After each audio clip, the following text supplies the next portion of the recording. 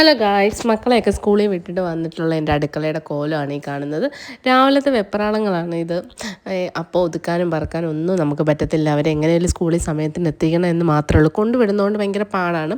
പിന്നെ വന്നിട്ടാണ് ഞാൻ എൻ്റെ ഫുഡൊക്കെ കഴിക്കുന്നത്, ചായയൊക്കെ ഇട്ട് കുടിക്കുന്നത്, സ്വസ്ഥമായിട്ടിരിക്കാൻ. പക്ഷേ സ്വസ്ഥമായിട്ടിരിക്കാൻ പറ്റത്തില്ല. കിച്ചൺ അങ്ങനെ ഡെസ്പായിട്ട് കിടക്കുമ്പോഴേ നമുക്ക് പെട്ടെന്ന് കഴിച്ച് പിന്നെ കുറച്ച് നേരം റിലാക്സ് ആയിട്ട് ടി വി കാണാൻ നോക്കും. അങ്ങനെ ടി വി കണ്ട് നല്ലൊരു ചൂട് ചായയൊക്കെ കുടിച്ച് ഞാൻ തലേന്നത്തെ മീൻകറി എനിക്ക് അപ്പത്തിൻ്റെ കൂടെ കഴിക്കാൻ ഭയങ്കര ഇഷ്ടമായിരുന്നു. പിന്നെ രാവിലത്തെ പൊടിച്ചമ്മന്തിയൊക്കെ ഉണ്ടായിരുന്നു. വന്നിട്ടാണ് ഞാൻ ചോറൊക്കെ അടുപ്പിലൊക്കെ ഇടുന്നത്. മക്കൾക്ക് പിന്നെ ഇച്ചിരി ചോറ് ഞാൻ മാറ്റി എന്നും വെച്ചേക്കാം അവർക്ക് കൊണ്ടുപോകാൻ വേണ്ടി. അങ്ങനെ പിന്നെ ചോറൊക്കെ അടുപ്പിലാക്കി. പിന്നെ ഇവരുടെ ടേബിൾ എപ്പോഴും ഡെസ്പായിട്ടാണ്. രാവിലെ വലിച്ച് വാരിയൊക്കെ ഇടുന്നത്, രാത്രി പഠിക്കുന്നതും അതും ഇതൊക്കെ വാരി അവിടെ ഇവിടെയൊക്കെ ഇടും. പേപ്പറുകൾ എത്ര പറഞ്ഞു കൊടുത്താൽ അതങ്ങനെയൊക്കെ ചെയ്യത്തുള്ളൂ. പിന്നെ അവരുടെ പ്രായത്തിൻ്റെയൊക്കെയാണ്. പിന്നെ അവർ എത്ര പറഞ്ഞാലും ഇങ്ങനെയൊക്കെ വരത്തുള്ളൂ. പിന്നെ ഇവിടെ ഹാദിയുടെ ഒരുക്കത്തിൻ്റെ ഇതാണ് ഈ കാണിക്കുന്നത് മൊത്തം. ഇതെല്ലാം എപ്പോൾ ഒതുക്കി വെച്ചാൽ അവൾ തന്നെ ഒതുക്കും.